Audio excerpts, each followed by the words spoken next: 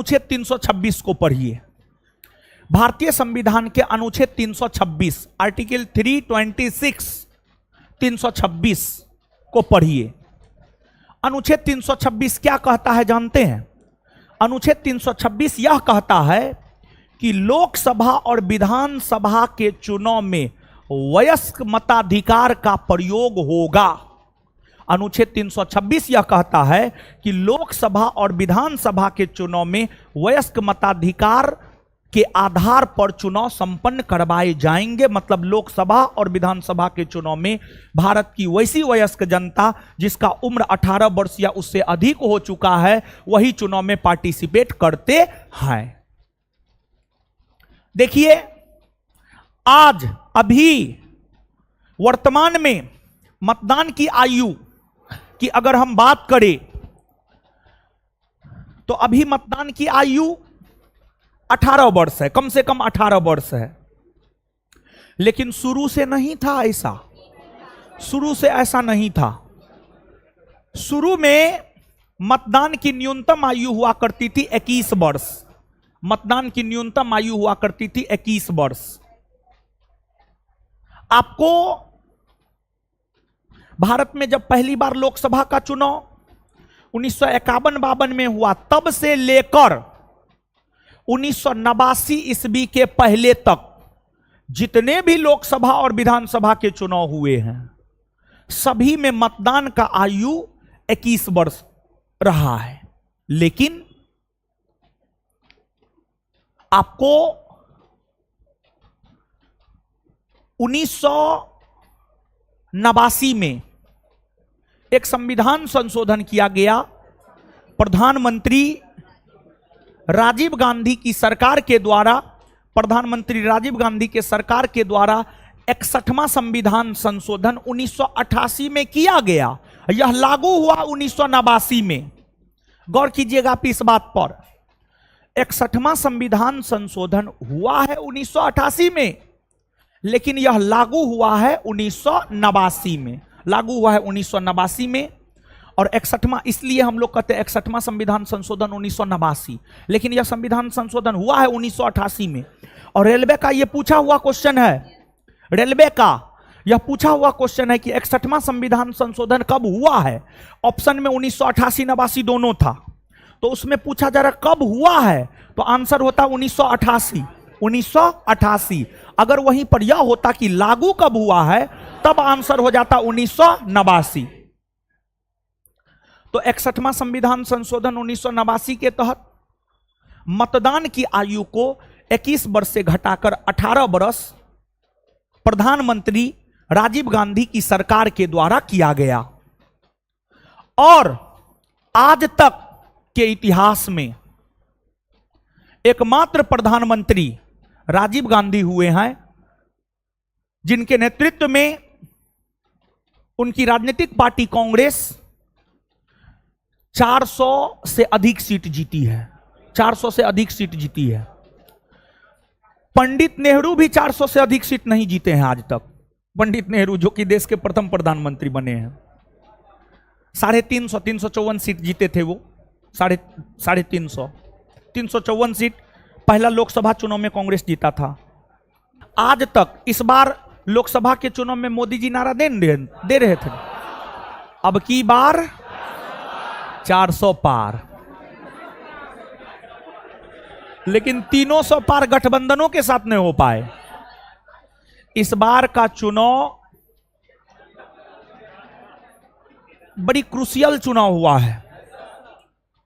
विपक्ष के पास कुछ था जी, कुछ नहीं था। विपक्ष चुनाव थोड़े लड़ा है, आम जनता चुनाव लड़ा है महाराज। चुनाव आयोग तो दावा करते रहा है कि एक समान हम सबको देख रहे हैं, लेकिन इस चुनाव में बहुत ही अधिक पक्षपात हुआ है, बहुत अधिक पक्षपात हुआ है, समझे। तो खैर ठीक है, लेकिन मोदी जी तो 400 पार नहीं कर पाए। कांग्रेस जो है 400 पार किया है, 400 पार किया है। राजीव गांधी के नेतृत्व में कांग्रेस 400 पार किया था। देखिए हुआ क्या था 1984 में इंदिरा गांधी की हत्या हो गई। तो इंदिरा गांधी की हत्या होने के बाद 1984 में जब लोकसभा का चुनाव हुआ तो कांग्रेस 400 से अधिक लोकसभा सीट जीता था, लगभग में 415 लोकसभा सीट जीता था। 415, ठीक है, 415, ठीक है, 415 लोकसभा सीट लगभग में जो है आपको कांग्रेस जीता था, यानी 400 से अधिक सीट जीता था, मान के चलिए ना, ठीक है। तो ये बात है। अब देखिएगा, आप यहां पर समझिएगा, आपको 543 के लिए निर्वाचन होता है, चुनाव होता है, और इस बार भी 543 के लिए निर्वाचन हुआ है। अब 2 आंग्ल भारतीय समुदाय के सदस्यों का मनोनयन राष्ट्रपति करते हैं। अब यहां पर आंग्ल भारतीय किसे कहा जाता है, इसको थोड़ा सा समझिएगा। देखिए, आपको भारत को 1947 में आजादी मिली, अंग्रेज भारत छोड़कर चले गए, लेकिन आप समझिएगा, आजादी से पहले ब्रिटिश, फ्रांसीसी, स्वीडिश, डेनिश सब लोग भारत आए। तो आंग्ल भारतीय किसे कहा जाता है समझिएगा। यूरोपीय पिता और भारतीय माता, यूरोपीय पिता और भारतीय माता के जो संतान थे उन्हीं को कहा गया आंग्ल भारतीय। मतलब आजादी के समय वैसे लोग जिनके पिता यूरोपीय थे, मतलब वे उनके पिता या तो ब्रिटेन के थे या फ्रांस के थे या यूरोप महादेश के अंतर्गत किसी अन्य देश के थे, और उनकी माता भारतीय थी, उस प्रकार के जो लोग थे वही आंग्ल भारतीय कहलाता है।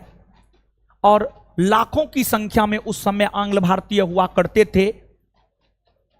तो आंग्ल भारतीय का भी प्रतिनिधित्व लोकसभा में हो, इसी को लेकर 2 आंग्ल भारतीय समुदाय के सदस्यों को लेकर संविधान में प्रावधान कर दिए गए। लेकिन हाल में कुछ वर्ष पहले केंद्र की मोदी सरकार ने भारत में गणना करवाया कि आंग्ल भारतीय अब भारत में बचे हैं या नहीं बचे हैं।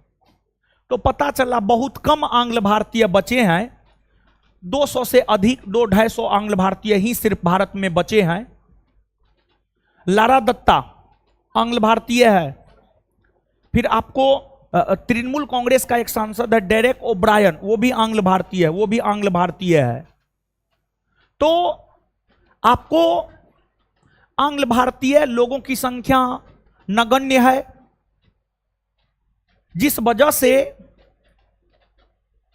केंद्र में नरेंद्र मोदी जी के नेतृत्व वाली सरकार ने संविधान में 104वां संविधान संशोधन करते हुए 2 आंग्ल भारतीय समुदाय के सदस्यों के मनोनयन संबंधी प्रावधान को समाप्त कर दिया।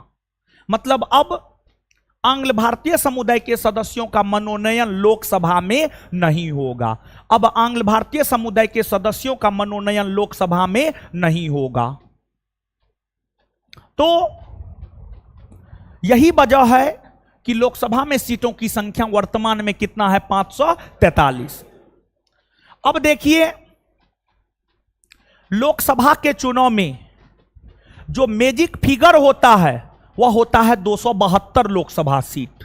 लोकसभा के चुनाव में जो मैजिक फिगर होता है वह होता है 272 लोकसभा सीट।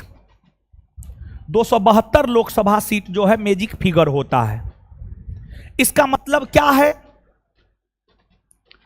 देखिए, जब लोकसभा का चुनाव होता है तो हर राजनीतिक पार्टी अपना भाग आजमाता है।